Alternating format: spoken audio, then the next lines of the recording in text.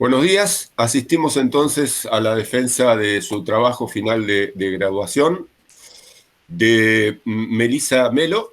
El título del trabajo es Hemoplasmosis felina, actualización sobre epidemiología, patogenia y diagnóstico. Su tutor fue el doctor Walter Nacelo, su directora la doctora Claudia Cagnoli y el evaluador el doctor Claudio Casiato, ¿sí? Bueno, adelante, Melissa, tenés 30 minutos entonces. Bueno, hola a todos. Bueno, como ya se mencionó, mi nombre es Melissa Melo y voy a desarrollar el tema de hemoplasmosis felina. La hemoplasmosis felina es una enfermedad infectocontagiosa de distribución mundial que afecta a felinos domésticos y salvajes. Está causada por micoplasmas hemotrópicos, principalmente Mycoplasma haemophilus, quien parasita los glóbulos rojos causando anemia. Se han identificado otras dos especies de micoplasmas hemotrópicos menos patógenos, que son Candidatus mycoplasma hemominutum y Candidatus mycoplasma turciensis.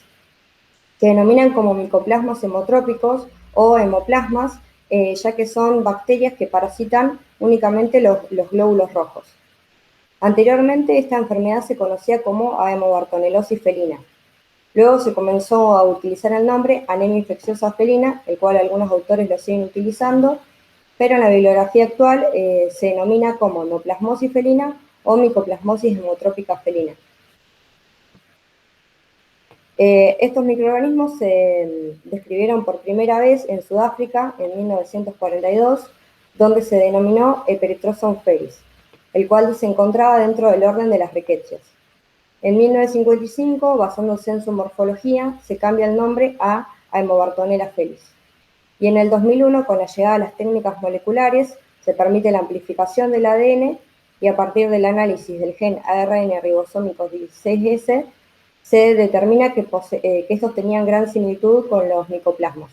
Entonces se cambió el nombre a Mycoplasma haemophilus, el cual dentro de los micoplasmas hemotrópicos que afectan a felinos es el más patógeno y el de mayor relevancia clínica. Casi al mismo tiempo, en California, se identificó un segundo hemoplasma, el cual era la mitad del tamaño de Mycoplasma haemophilus y se denominó como la forma pequeña de Mycoplasma haemophilus o variante California. En la actualidad se conoce como Candidatus mycoplasma hemominutum. En el 2005 en Suiza se detecta un tercer hemoplasma que se denomina Candidatus mycoplasma turciensis. Estos dos últimos son menos patógenos y producen enfermedad en pacientes inmunocomprometidos. Se asoció el término candidatus ya que fueron caracterizados de manera incompleta y reciente. Es su clasificación provisional. Con respecto a su clasificación, pertenecen al reino Bacteria, filo Tenericutes, clase Molicutes, orden Mycoplasmatales, familia Mycoplasmataceae, género Mycoplasma y especie Mycoplasma haemophilus.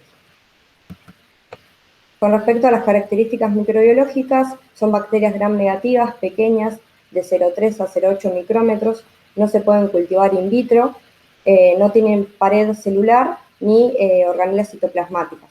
Contienen ADN y ARN y se replican mediante fisión binaria. En esta imagen superior se puede observar que en la microscopía electrónica se observa que generan leves depresiones sobre la superficie del eritrocito, ya que son bacterias extracelulares.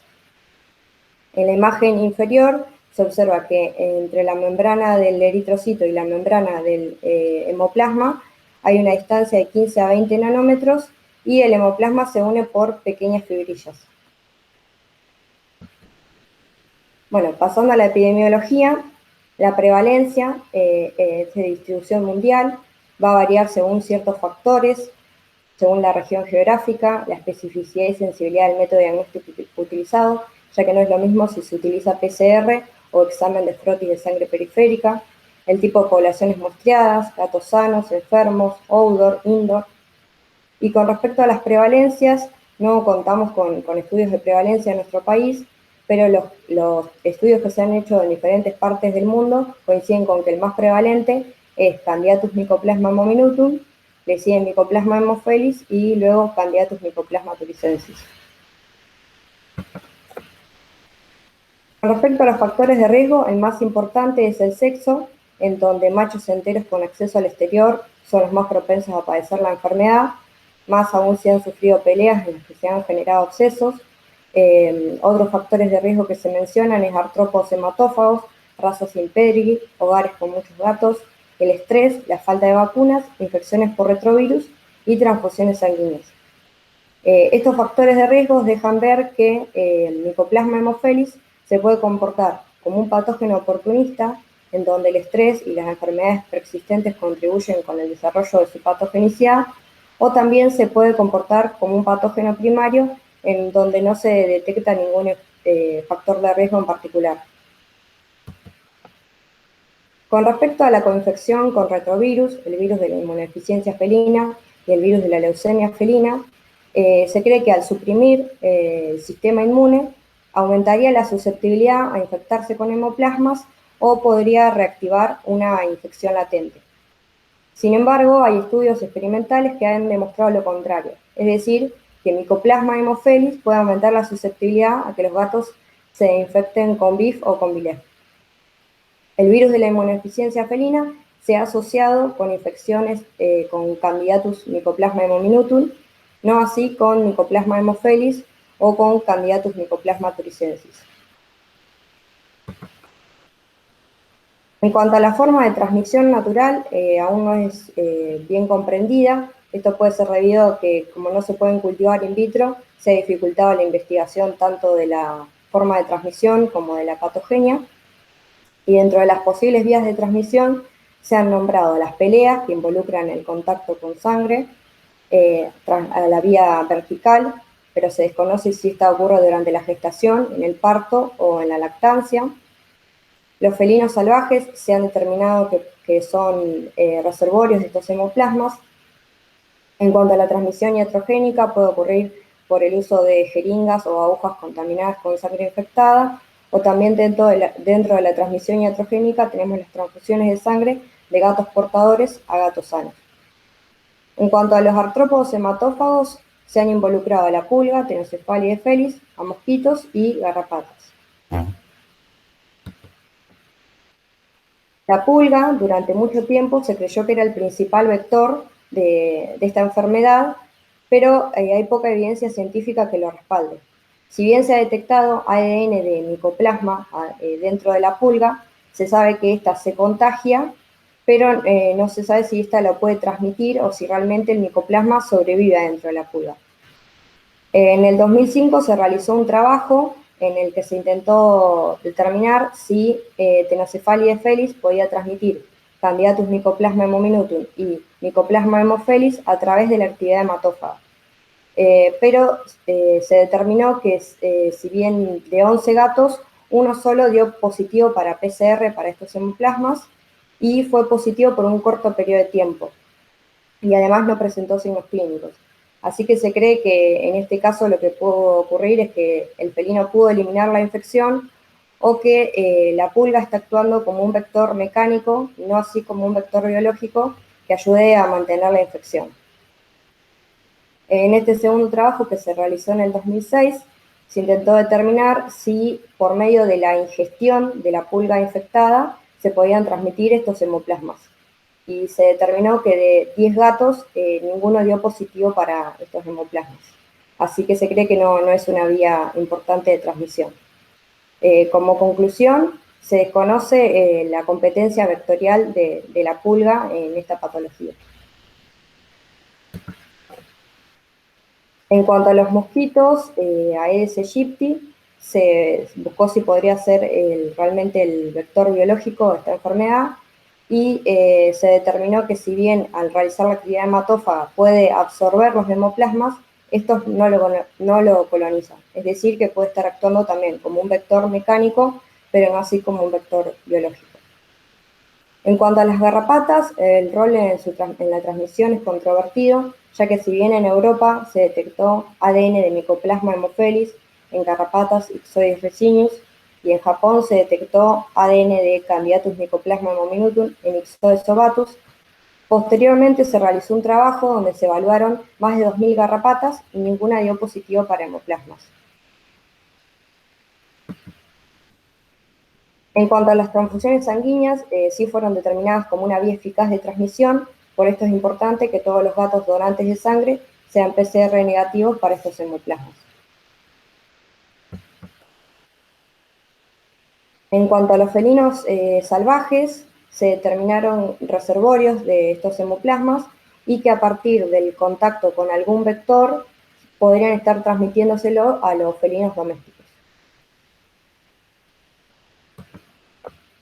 Bueno, ahora pasando a la patogenia, esta consta de 4 fases: una fase preparasitémica que va de 1 a 3 semanas post inoculación endovenosa, una fase aguda en la que va a ocurrir el aumento máximo de microorganismos en sangre con la producción de signos clínicos. Esta puede durar de un mes a más y van a ser positivos en las pruebas de PCR y además se pueden llegar a observar en los frotis de sangre periférica.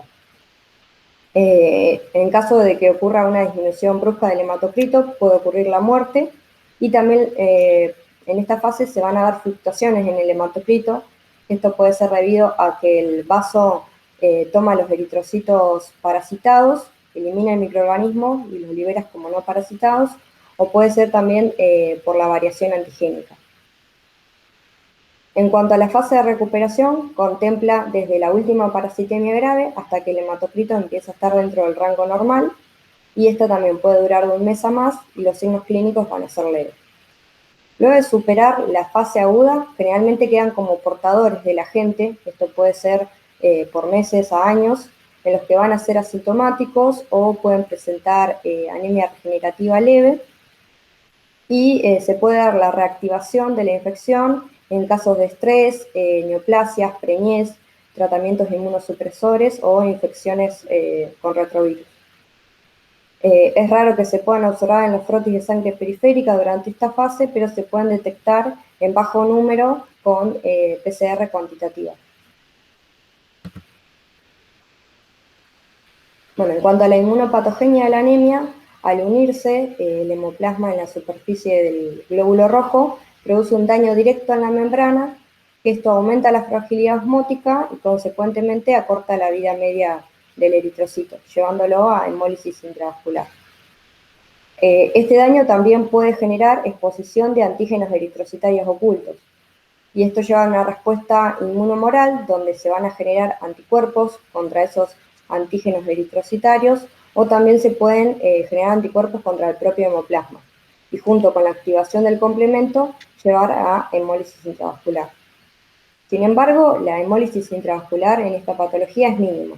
La más importante es la hemólisis extravascular, que lo que va a ocurrir es la eritrofagocitosis, ya sea en el vaso, en el hígado, en la médula ósea o en los pulmones.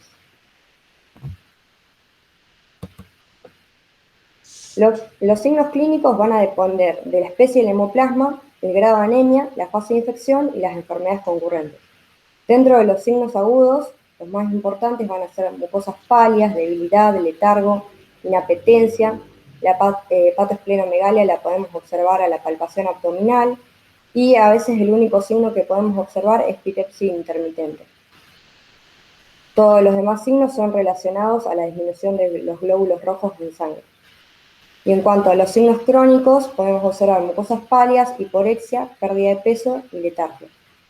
Es importante aclarar que estos no son signos patognomónicos de la enfermedad. Bueno, en esta imagen podemos observar las mucosas pálidas, que es uno de los principales signos, la mucosa gingival, en la mucosa nasal, la mucosa conjuntival. También se puede observar en el pabellón auricular, en los pulpejos y en el paladar. Y hay casos en los que podemos observar ictericia, aunque esto no es lo más común. Esto se va a dar solamente cuando hay hemólisis severa. Lo más común de observar es las mucosas pálidas. Bueno, este es un cuadro comparativo entre las 3 especies de hemoplasma, en las que se deja en claro que la más patógena es Mycoplasma haemophilus, y la que produce mayor variabilidad de signos, y Candidatus Mycoplasma mominutum y Candidatus Mycoplasma turicensis son menos patógenas y van a producir signos cuando hay enfermedades concurrentes. Bueno, el diagnóstico se va a basar principalmente en el examen de frotis de sangre periférica, en técnicas moleculares como la PCR, hematología y la bioquímica. A continuación voy a desarrollar cada uno. En cuanto al frotis de sangre periférica, anteriormente era el único método diagnóstico que se utilizaba para confirmar la infección con hemoplasmas. A partir de tinciones con Gray, Giemsa o Disquit, lo que se puede observar es sobre la superficie del glóbulo rojo cuerpos redondeados de color azul oscuro. Sin embargo, la sensibilidad de este método es muy baja, menos del 20%, ya que los micoplasmas aparecen en sangre de manera transitoria y además al tener un contacto prolongado con el anticoagulante ETA, se pueden despegar de la membrana del glóbulo rojo. En cuanto a la especificidad, también es baja, porque los micoplasmas se pueden confundir al microscopio óptico con cuerpos de Howard-Jolly, que son fragmentos de material nuclear, o con precipitados de tinción. Si bien en la microscopía electrónica se puede observar la diferencia, al microscopio óptico es difícil diferenciarlos y es por esto que se cree que el frotis de sangre periférica no es el método confirmatorio para esta enfermedad.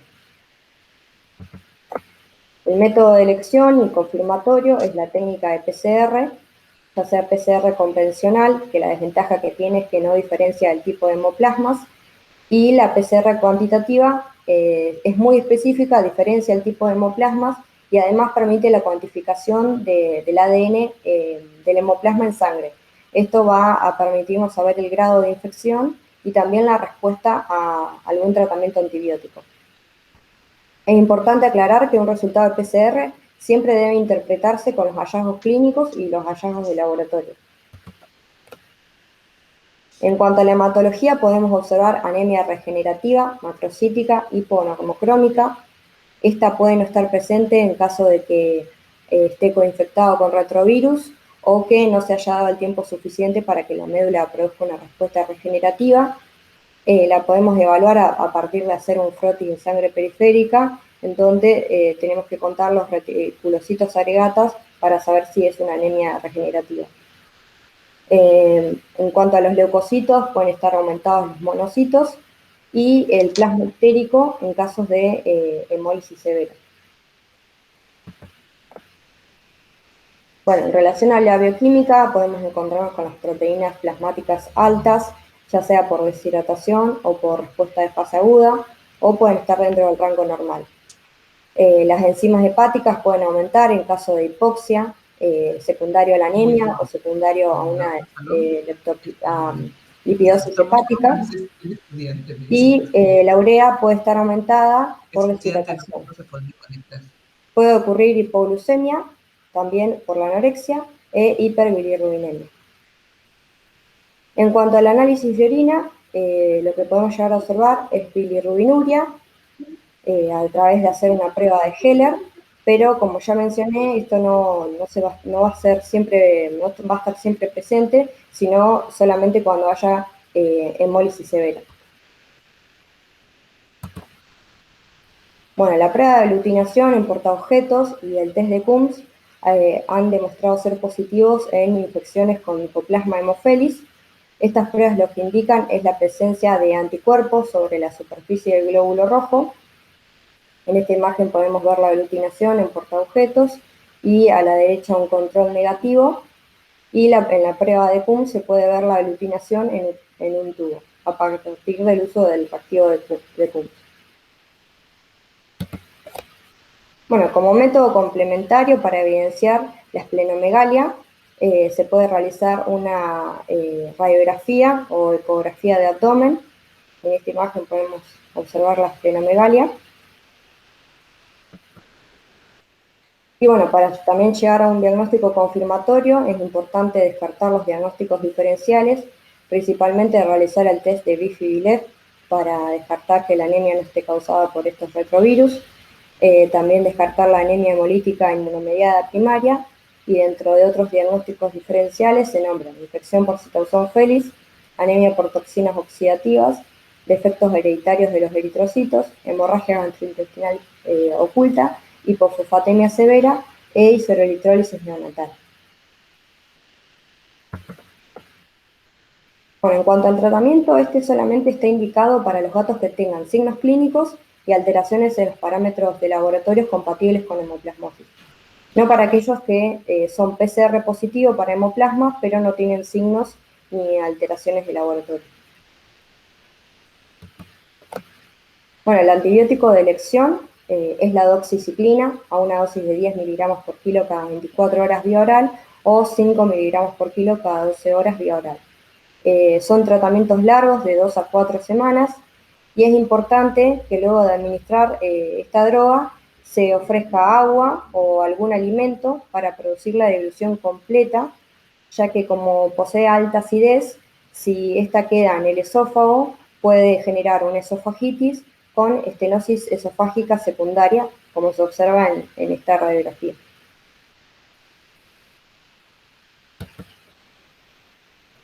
Bueno, en cuanto a la enrofloxacina, se ha determinado que es eficaz para disminuir el número de microorganismos y mejorar los signos clínicos, pero se han notificado casos de degeneración retiniana y ceguera aguda luego de su utilización. Por eso es importante, en caso de tener otras drogas disponibles, como por ejemplo marvofloxacina o pravofloxacina, que son fluorquinolonas que no tienen este efecto adverso, es importante utilizarlas. En cuanto a la pravofloxacina, ha demostrado que puede ser aún más eficaz que la doxiciclina para la infección con Mycoplasma haemophilus. Y también es importante aclarar que hay diferencias con respecto al tratamiento para cada especie de hemoplasma. Tanto la doxiciclina como la enrofloxacina y la marvofloxacina y pravofloxacina han demostrado ser eficaces para disminuir el número de microorganismos y mejorar los signos, pero no eliminan el estado portador, no eliminan por completo la bacteremia.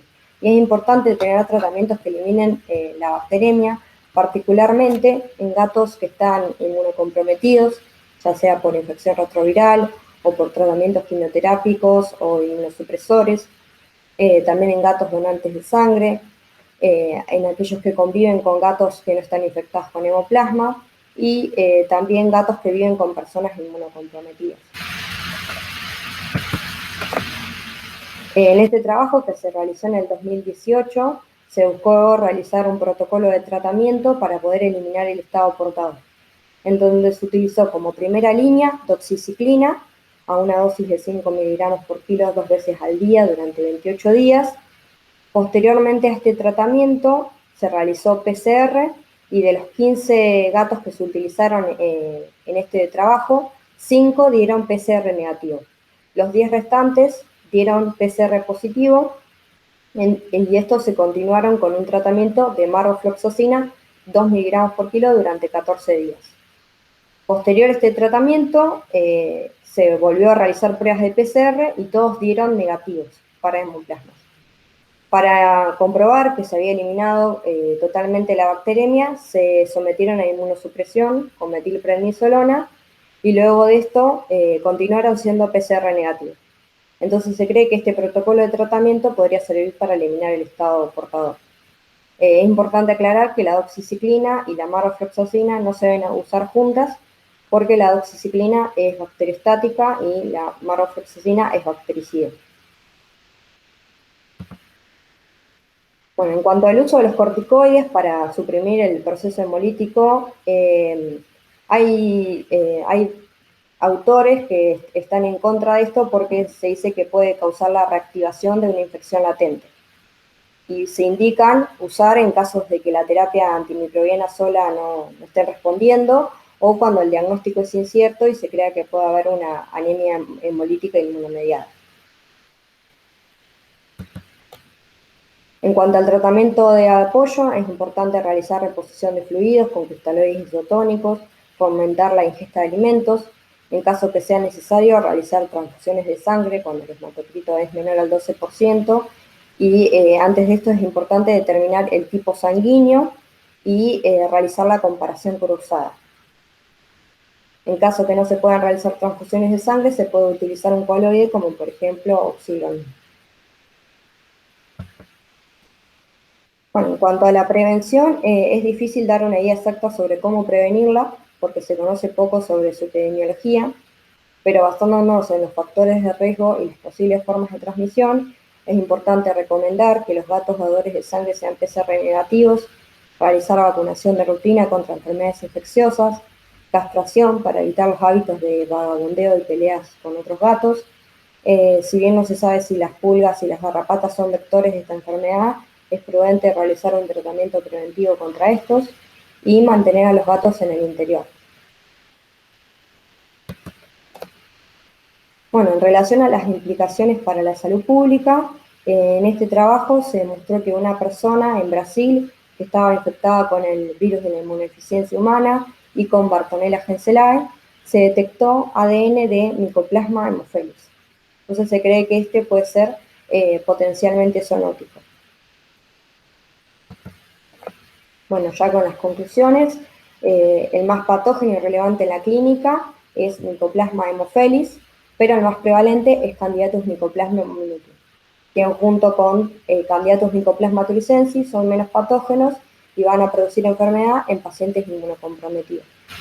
En cuanto a los signos clínicos, van a ser todos referidos a la anemia, pero van a ser asintomáticos en la fase de portador. Y no se pueden cultivar in vitro, esto ha dificultado la investigación de la epidemiología y de la patogenia. En cuanto al diagnóstico definitivo, se basa en la PCR, pero es importante que siempre se interprete con los hallazgos clínicos y los hallazgos de laboratorio. El tratamiento de elección sigue siendo la doxiciclina y los estudios futuros deben evaluar el potencial zoonótico de este agente. Muchas gracias.